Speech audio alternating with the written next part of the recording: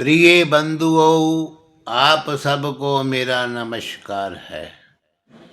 और हमारे चैनल दुखों से सुखों तक में आप सभी का बहुत बहुत धन्यवाद। और आज मैं आपको श्रीमद् देवी भागवत महापुराण जी के प्रथम स्कंद के प्रथम अध्याय की कथा जो है सुनाने जा रहा हूँ। सो आप कृपया इसको मन लगा करके इस कथा को सुने। और अगर आपको पसंद आवे तो हमारे चैनल को सब्सक्राइब करें और हमारे वीडियो को शेयर और लाइक भी करें। तो महर्षि श्री शौनक जी का सूत जी से श्रीमद् देवी भागवत पुराण सुनाने की उनसे प्रार्थना करना। तो जो सर्व चेतना स्वरूपा आदि शक्ति तथा ब्रह्म विद्या स्वरूपणी भगवती जगदम्बा देवी है, उनका हम ध्यान करते हैं। वे हमारी बुद्धि को प्रेरणा प्रदान करे। तो शौनक वाच, शौनक जी बोले, हे पुरुषों में श्रेष्ठ तथा भाग्यवान सूत जी, आप धन्य हैं, क्योंकि संसार में अत्यंत दुर्लभ पुराण संहिताओं का आपने अच्छी तरह से अध्ययन किया है। हे पुण्यात्मन, आपने कृष्ण द्वैपायन व्यास रचित 18 महापुराणों का अध्ययन किया है, जो 5 लक्षणों से युक्त तथा गूढ़ रहस्यों से समन्वित है और जिनका आपने सत्यवती पुत्र व्यास जी से ज्ञान प्राप्त किया है। हमारे पुण्य से ही आप इस उत्तम मुनियों के निवास योग्य दिव्य पुण्य प्रद तथा कल्कि के दोषों से रहित क्षेत्र में पधारे हुए हैं। हे सूत जी, मुनियों का ये समुदाय परम पुण्यदायिनी पुराण संहिता का श्रवण करना चाहता है। अतः आप प्रसन्नचित्त होकर के हम लोगों से उसका वर्णन कीजिए। हे सर्वज्ञ, आप तीनों तरह के तापों से रहित होकर के दीर्घ जीवी हो। हे महाभाग, ब्रह्म प्रतिपादक देवी भागवत महापुराण का आप वर्णन करें। हे सूत जी, जो मनुष्य श्रवणेन्द्रिय युक्त होते हुए भी केवल जिह्वा के स्वाद में ही लगे रहते हैं और प्राणों की कथाएं नहीं सुनते, वे निश्चित ही अभागे हैं। जैसे पईस के स्वाद को जिह्वा को आह्लाद होता है, वैसे विद्वानों के वचन से कर्णेंद्रिय को आनंद प्राप्त होता है। जब कर्णहीन सांप भी मधुर ध्वनि सुनकर मोहित हो जाते हैं, तब भला कर्ण युक्त मानव यदि कथा नहीं सुनते तो उन्हें बहरा क्यों न कहा जाए। अतः हे सौम्य, समाहित चित्त होकर कथा सुनने की इच्छा से सभी ब्राह्मण गण कली काल के भय से पीड़ित हो इस नैमिषारण्य स्थान में उपस्थित हैं। जिस किसी प्रकार से समय तो बीता ही रहता है, किंतु मूर्खों का समय व्यर्थ दुर्वश्यों व्यसनों में बीतता है और विद्वानों का समय शास्त्र के चिंतन में जाता है।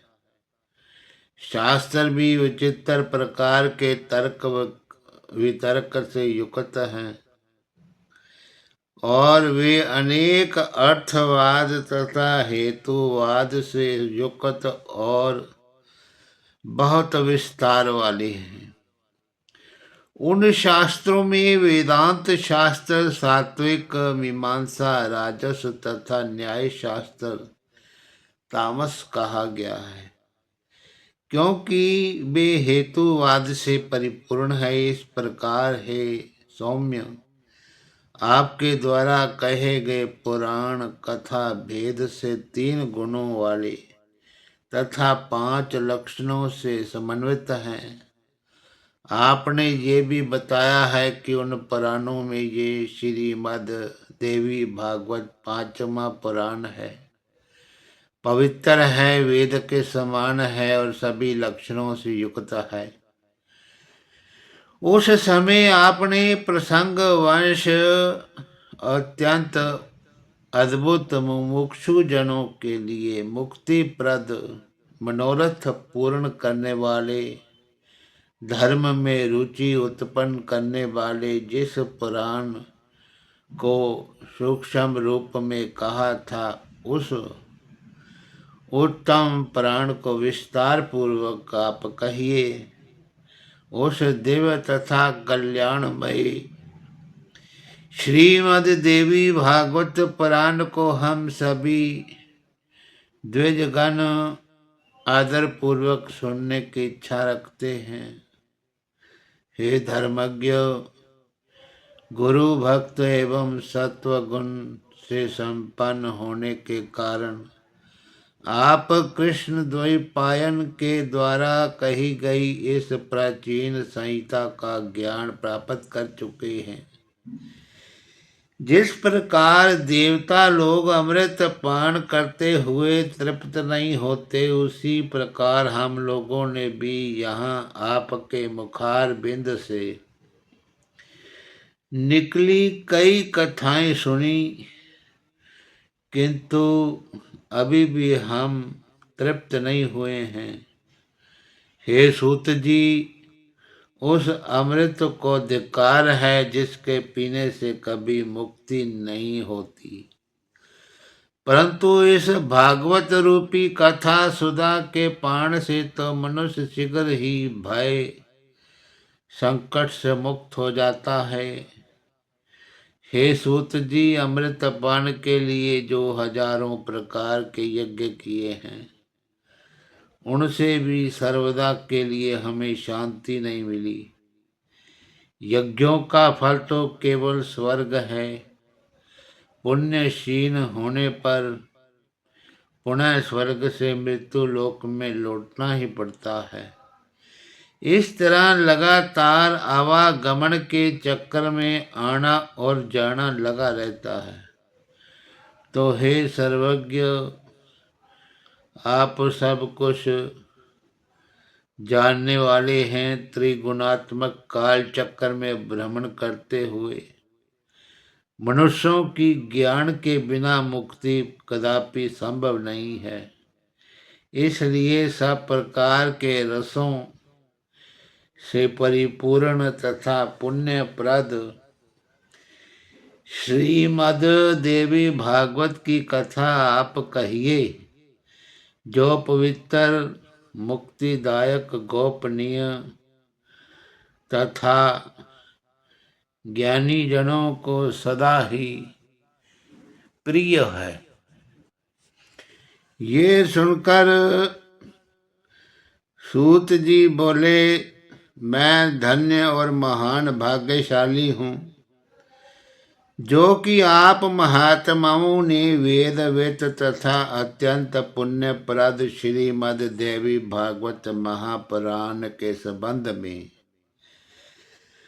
प्रश्न करके मुझे पवित्र बना दिया है। इसलिए मैं सभी वेदों के तात्पर्य से युक्त सभी शास्त्रों और आगमों को रहस्य रूप सर्वोत्तम श्रीमद् देवी भागवत पुराण को आप लोगों से कहता हूँ। हे ब्राह्मण गण, ब्रह्मा विष्णु महेश से सेवित स्तुति परायण मुनिजनों के सदा ध्यान करने योग तथा योगियों को मुक्ति देने वाले भगवती के सुंदर और कोमल चरण कमलों में प्रणाम करके मैं अब उस उत्तम पुराण का भक्ति पूर्वक विस्तार से वर्णन करूंगा जो सभी रसों से युक्त शोभा संपन्न सभी रसों का सिन्निधान एवं श्रीमद् देवी भागवत के नाम से प्रसिद्ध है।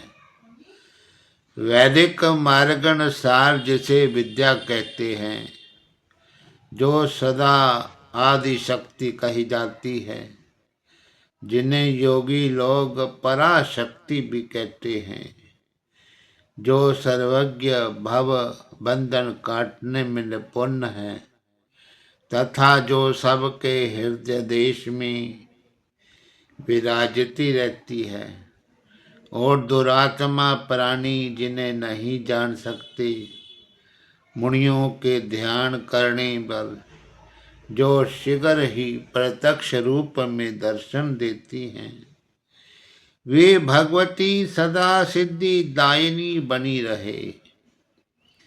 जो सत असतुर रूप उस जगत की सृष्टि करके अपनी त्रिगुणात्मिक सत्व रज तम शक्ति द्वारा उसका पालन करती हैं तथा प्रलय के अंत में उसका संहार करके अकेली खुद लीला रमण करती हैं, उन समस्त विश्व की जननी भगवती का मैं मन ही मन सिमरण करता हूँ। ये संसार में प्रसिद्ध है कि ब्रह्मा ही इस संपूर्ण जगत के सृष्टा हैं। साथ ही सब वेदज्ञ तथा प्राण वेता भी यही कहते हैं। उनका ये भी कथन है कि भगवान विष्णु के नाभि कमल से ही उन ब्रह्मा की उत्पत्ति हुई है जो स्वतंत्र नहीं है। अब तो विष्णु जी की प्रेरणा से ही वे संसार की सृष्टि करते हैं। जब कल्प के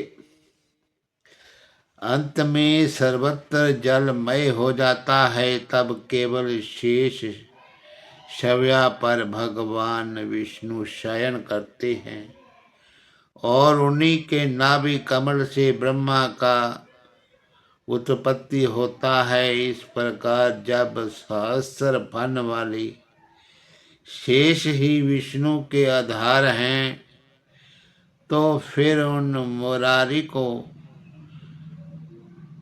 भी सर्वाधार भगवान कैसे कहा जाए। प्रलयकालीन समुद्र का जल भी तो रस रूप ही है और बिना पात्र रस कहीं ठहर नहीं सकता। अतएव जो सब प्राणियों में शक्ति रूप से विराजती रहती है, मैं उन संपूर्ण संसार को जननी आदि शक्ति भगवती की शरण ग्रहण करता हूँ। योग निद्रा में लीन भगवान विष्णु जी को देख करके उनके नाभि कमल पर विराजमान ब्रह्मा ने जिन देवी की स्तुति की थी, मैं उन्हीं पराशक्ति भगवती की शरणागत हूँ। हे मुनिजनों, उन्हीं निर्गुण तथा सगुण रूप वाली तथा मुक्ति दायनी योग माया का ध्यान करके मैं यहाँ संपूर्ण देवी भागवत पुराण की कथा आप लोगों के समक्ष कह रहा हूँ। आप लोग सुनिए। श्रीमद् देवी भागवत नामक पुराण अत्यंत पवित्र और उत्तम है। इसमें 18,000 सुंदर श्लोक हैं। कृष्ण द्वैपायन द्वारा विरचित इस श्रीमद् देवी भागवत पुराण में कल्याणकारी 12 स्कंद तथा 318 अध्याय बताए हैं। उनमें प्रथम स्कंद में 20 अध्याय, द्वितीय में 12, तृतीय में 30, चतुर्थ में 25 अध्याय हैं। पंचम स्कंद में 35 अध्याय, षष्ठ में 31, सप्तम में 40, अष्टम में तत्व संख्या के बराबर अर्थात 24, नवम में 50 और दशम स्कंद में 13 अध्याय मुनि व्यास जी ने कहे हैं। इसी प्रकार हे मुनिगण, एकादश स्कंद में 24 अध्याय और द्वादश स्कंद में 14 अध्याय बताए गए हैं। इस प्रकार महात्मा व्यास जी ने इस महापुराण में अध्यायों की संख्या बताई है। इसमें श्लोकों की संख्या 18,000 कही गई है। सर्ग, प्रतिसर्ग और सर्ग और प्रति सर्ग वंश वर्णन, मन्वंतर तथा वंशानुचरित, इस प्रकार पुराणों के ये 5 लक्षण हैं जो कल्याणमयी भगवती नित्या निर्गुणा व्यापक रूप से सृष्टि में स्थित रहने वाली हैं। विकार रहित योग गम्या, सबकी आधार रूपा तथा तुरीयावस्था में प्रतिष्ठित हैं। उन्हीं की सात्विकी, राजसी तथा तामसी शक्तियाँ महासरस्वती, महालक्ष्मी तथा महाकाली नामक देवियों के रूप में प्रकट होती है। उन्हीं तीनों शक्तियों का सृष्टि के लिए शरीर धारण करना ही शास्त्र के विद्वानों द्वारा सर्ग कहा गया है। तदनंतर जगत के सृजन, पालन तथा संहार के लिए ब्रह्मा, विष्णु और महेश की उत्पत्ति कही गई है और उसे ही प्रतिसर्ग बताया है। चंद्रवंशी, सूर्यवंशी राजाओं के वंश वर्णन तथा हिरण्यकशिपु आदि दैत्यों के वंश कथन को वंश कहा गया है।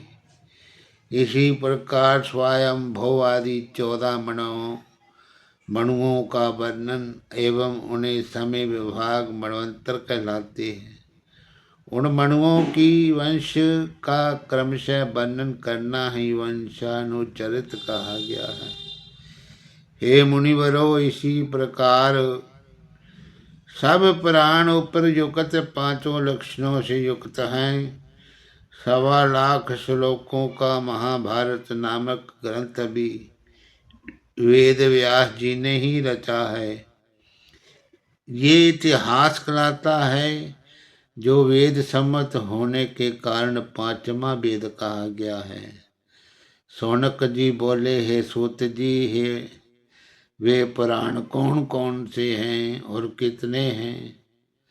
हम लोगों को सुनने की उत्कट इच्छा है। और आप सर्वज्ञ हैं, अतः विस्तार से अब बताइए। कलिकाल के भयभीत हम ब्राह्मण नैमिषारण्य में रहते हैं। ब्रह्मा जी ने मनोमय चक्कर हमें देकर के ये आदेश दिया था कि इसी चक्कर के पीछे पीछे आप लोग जाएं, जहाँ इस चक्कर की नेमी शीर्ण हो जाए, वे देश परम पवित्र कहा गया है। वहाँ कभी कलयुग का प्रवेश नहीं होगा। आप लोगों वहाँ तब तक रहें जब तक पुनः सतयुग न आ जाए। उनका वे वचन सुनकर तथा उनकी बातों को हृदय में रख करके हम लोग सब देशों के दर्शनार्थ उस मनोमय चक्कर के पीछे पीछे तत्काल चल दिए। चलते चलते इसी स्थान पर पहुंच करके उस चक्कर की नेमी हम लोगों के देखते देखते शीर्ण हो गई। तभी से ये स्थान परम पवित्र नैमिष क्षेत्र के नाम से प्रसिद्ध हुआ। यहाँ कभी कली का प्रवेश नहीं होता। इसलिए मैंने अनेक ऋषि मुनियों, सिद्ध गणों एवं कली से भयभीत महात्माओं के साथ यहाँ अपना निवास बना लिया है।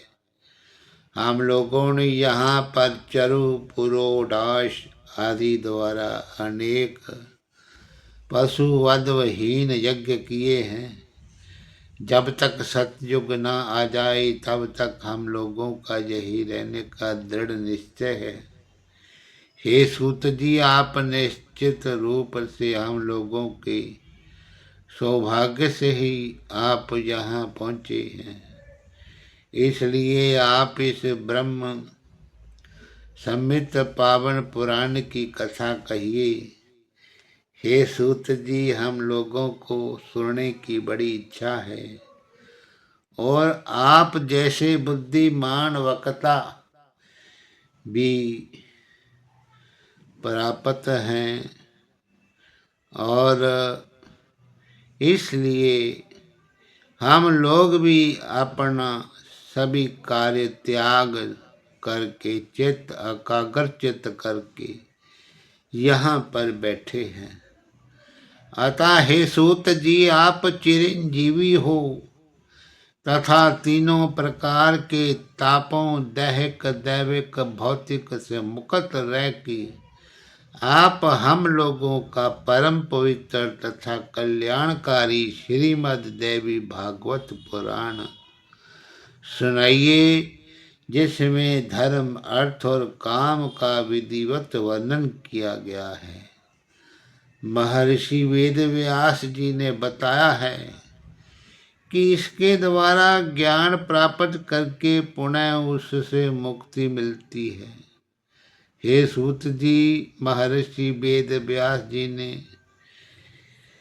जिस पवित्र पुराण को कहा है उसके मनोहर कथा चरित्र को सुनने से हमारी कभी तृप्ति नहीं होती है।